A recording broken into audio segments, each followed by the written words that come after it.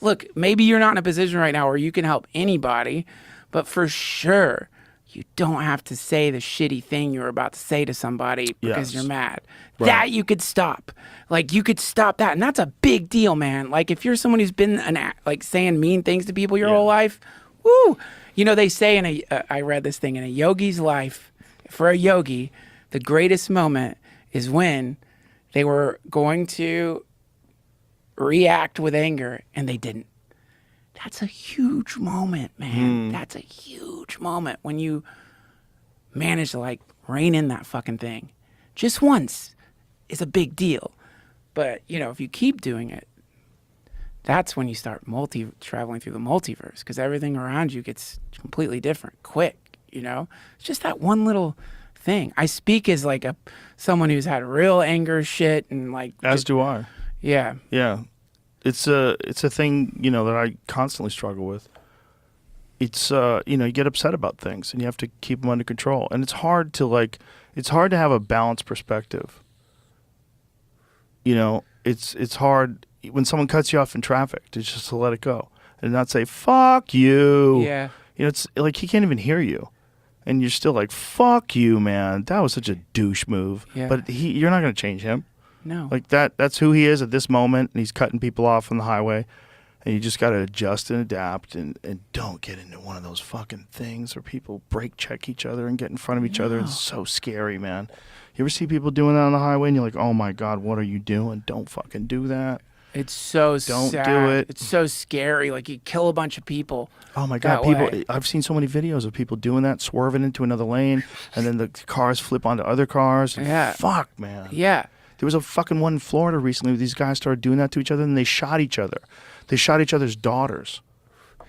Dude. They just like randomly shot into the car, and there was a fucking passenger that was a young girl in both cars. Did they kill him? No, I think they both lived, but one of them is hit real bad, and she was in critical condition with a collapsed lung.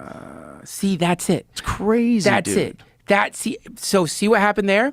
What happened is those people, because they didn't get a hold of the fucking dragon, because of it, most of the time they got away with it. Those, obviously, whoever those people are, that's not the first time they got angry. They're rageaholics. They're always mad. They were getting mad all the time. All the signs were there. Yeah. And nobody likes it. Like, you know, whenever I've been caught up in that, it's fucking scary.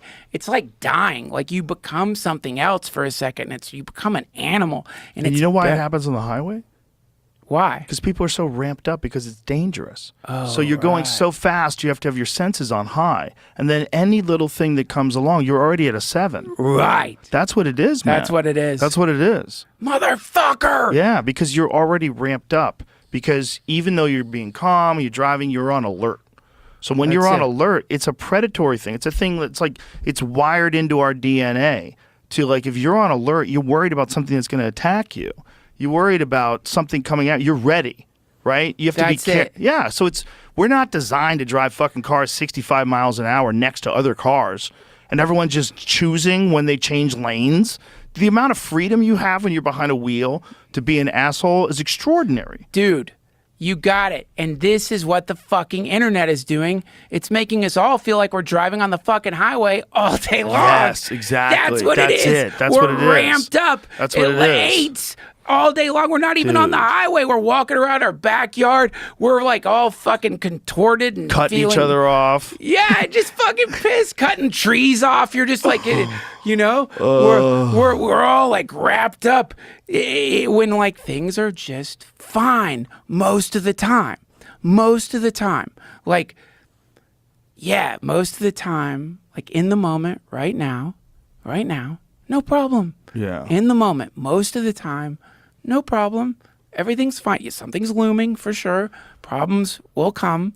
But in this moment, everything's okay. That's interesting, right? Because you realize, like, oh my God, then why do I feel so scared? Why do I feel so stressed out? When right now, in this moment, pretty good. In this moment, pretty good. Yeah. It's a strange thing, the management of the mind as you move through life, and also the management of all the other shit around you. what you consume, how much you freak out about Ukraine, how much you freak out about dirty bombs, how much you freak out about fentanyl, how much you freak out about everything, how much you freak out about every fucking social issue that ever comes up, whether it's the environment or, you know, pronouns, who the fuck knows? There's just a constant stream of shit that we're not used to, just like we're not used to driving fast on the highway. Tame your mind.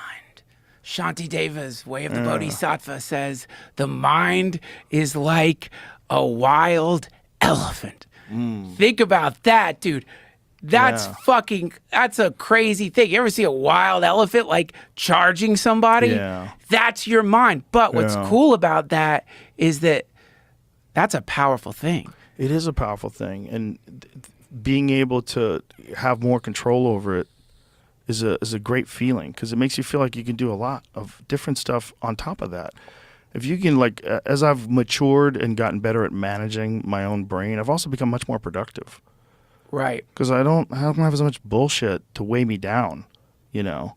And I think that if you're running through life making the same mistakes over and over again, whenever I'm doing that, that's when I'm the most unproductive. Absolutely. Because I'm just like, what am I doing? What the fuck am I doing with my life? Why do I keep screwing up? You're always doing cleanup. Yeah, you're always doing cleanup. You're like someone who's like a cleanup crew for your own fucking destruction. Like you're like always following your past decisions around cleaning up broken glass and old fucking like bits of concrete from the last crater you put in your life. It's like, man, it's exhausting. It's exhausting. Yeah. A lot of work. It's a lot of work, and that's, you know, again, we go back to the human mind doesn't come with a operator manual.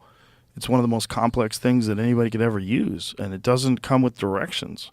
And you learn from the people that are around you, and it's hard to unlearn shit that's stupid. But I think as chaotic as this time is, it's the most promising, because it's the most interesting in terms of the way ideas get assaulted and reworked and thought up and debated. And even though there's suppression of information, there's definitely suppression of free speech in certain platforms, there's still more exchange of thoughts than like ever in a tumultuous way where people just want it to end. They want one side to be right, the other side, our side's right. Fuck you about fentanyl. Fuck you about the border. Fuck you about it. You're on the wrong side of history, and fucking Roe v. Wade. Everybody's just nuts with it, man. Just fucking nuts with it. And that's what we see around us all the time, and we imitate our atmosphere. That's it. And that's what we do. And the atmosphere imitates us. And the atmosphere, and we are the atmosphere. It's reflective. We are the climate. That's it, dude. It's the climate. Yeah. Yeah.